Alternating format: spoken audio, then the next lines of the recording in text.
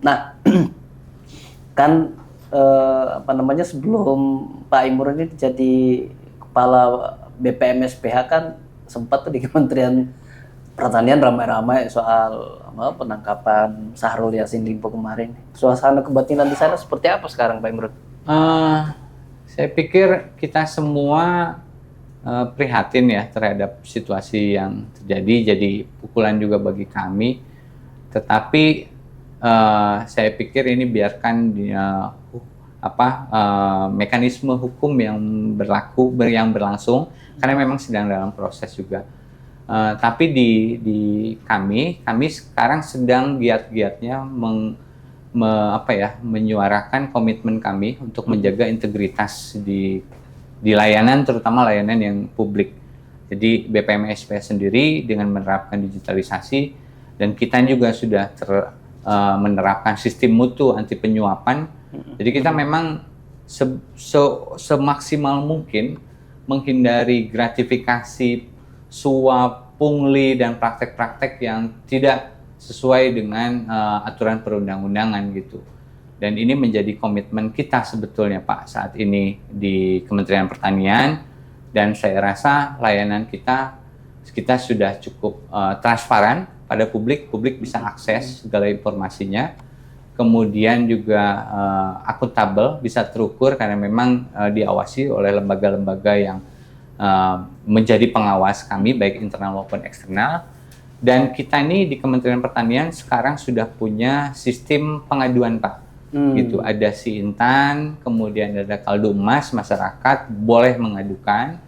Kemudian kita sudah menerapkan whistleblower system juga di Kementerian Pertanian. Jadi silakan, memang kalau memang ada bukti-bukti yang mengarah kepada perbuatan yang tidak sesuai dengan integritas, kemudian praktek-praktek yang menyimpang, masyarakat boleh menyalurkan informasinya dengan sistem yang sudah tersedia. Itu ada di layanan website kami juga informasinya.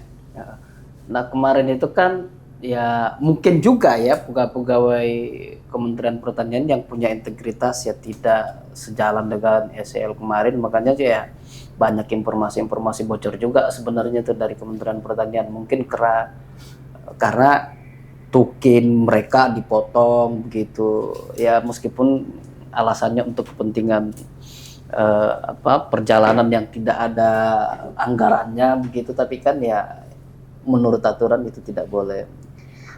Jangan-jangan Pak Imron juga termasuk yang tukinnya dipotong terus diserahkan Syahrul Yassin begitu. Kalau kita sih alhamdulillah Pak, di Direktorat Kesmafed kita mempertahankan lah gitu komitmen kita gitu.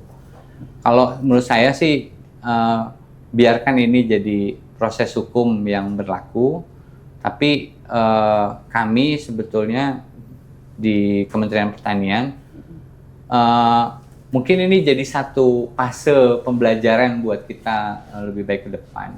Kemarin juga hasil penilaian dari KPK mengenai penerapan pengendalian internal kita, memang kekecewaan itu ada di internal gitu. Jadi ini mungkin ada spirit sebetulnya kita untuk mengembalikan kepercayaan publik, walaupun ini bukan pekerjaan yang mudah, tetapi saya pikir sekarang ini udah waktunya ASN itu harus profesional. Jadi sistem yang ada pun juga memaksa kita sebetulnya untuk mempersempit ruang kecurangan itu. Jadi dan ini memang harus ada komitmen dari atas ya, dari top level. Ini sebagai kunci lah, itu proses pembelajaran lah, tapi spiritnya kita ingin kita lebih bisa memberikan pelayanan yang profesional, yang akuntabel dan transparan bagi publik itu.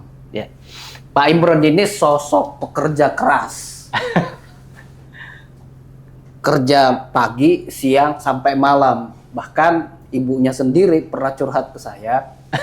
Pak Imron ini waktu kecil saya asuh tiap hari ada begitu, sekarang mau ketemu aja susah. Ibunya nih mau ketemu Pak Imron susah. Ditelepon dulu kerja, kapan ada di rumah, waktunya sangat singkat di rumah tuh. Ini curhat dari ibunya sendiri.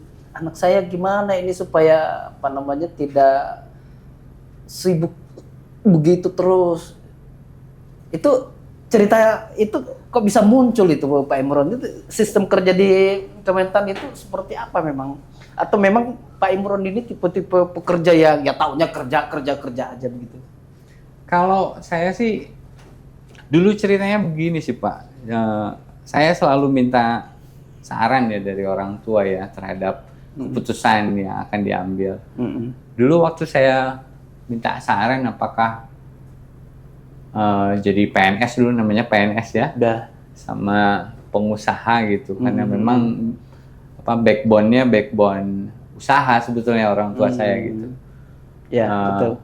Orang tua mungkin pertimbangannya pengennya jadi PNS. Jadi begitu memutuskan, saya pikir ladang ibadahnya itu adalah bagaimana pengetahuan, kelebihan yang kita punya itu untuk bisa bermanfaat seluas-luasnya itu. Kalau waktu sebetulnya belajar untuk bisa mengoptimalkan waktu sebaik-baiknya ya, harus seimbang juga sih antara pekerjaan, kemudian rumah dan keluarga itu. Tetapi lebih kepada rasa tanggung jawab sebetulnya, dan tanggung jawab terhadap pekerjaan itu yang kemudian memotivasi ya harus selesai lah gitu, harus lebih baik, harus bisa selangkah lebih baik selalu begitu, karena zamannya sekarang berat ya menurut saya sih di era sekarang ya, perubahannya begitu cepat, jadi nggak bisa bisnis as usual, karena apalagi di keterbukaan informasi Pak gitu, kita udah hampir nggak bisa menghindar, netizennya makin sadis itu, jadi kita harus bisa selangkah lebih maju supaya komplain itu tidak terjadi atau diminimalisir gitu.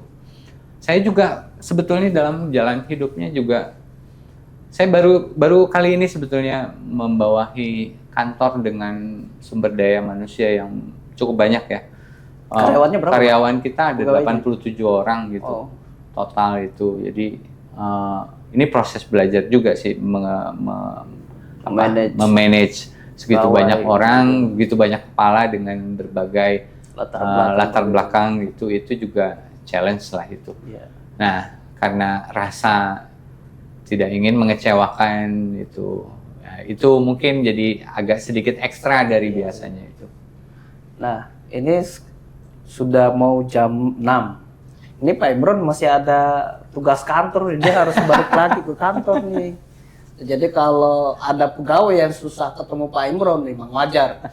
Orang tuanya saja, ibunya saja, itu susah ketemunya. Apalagi kalau anak buahnya begitu, termasuk ya kami yang beruntung gitu diundang ke sini ada waktu. Terima kasih banyak nih Pak Imron. Sekian. Sekali lagi, terima kasih banyak Pak Imron. Sama-sama, makasih banyak. Mudah-mudahan apa yang kita bicarakan bisa memberikan manfaat nih bagi masyarakat pendengar Pojok Satu dan bisa memberikan inspirasi, Pak. Amin. Amin.